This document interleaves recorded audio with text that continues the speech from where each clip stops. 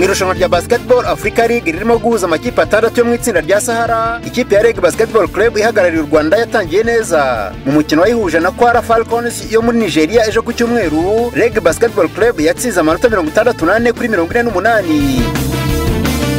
Iyi ni intambwe nziza ku mutoza mushya wa Reg Basketball Club umunyamerika Dean Murray, ufite umukoro wo kongera kwegukana umwanya mwiza mu itsinda ririmo gukina mu nzi y'imikino ya Dakar Arena muri Senegal. Umukino ufungura wabaye ejo bundi kwa gatandatu uhuza ikipe ya AS Douane muri Senegal na ABC Fighters yo muri Cote d'Ivoire. Mbere y'uyu mukino, umutoza wa AS Douane Mamadou Gueye yavugaga ko abasore be biteguye neza.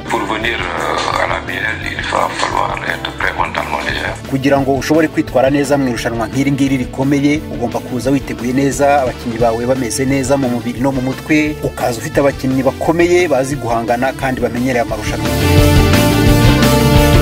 Umukino waje kurangira ikipe ya ABC Fighters itsinze AS Douane amanota 76 kuri 70. Umukino wa kabiri w'ikipe ya Reg Basketball Club uteganyijwe ejo kuwa kabiri, ukazayihuza na ABC Fighters yo muri Cote d'Ivoire. Uyu mukino uzatangira saa 3:30 z'ijoro ku isaha yo mu Rwanda no mu Burundi.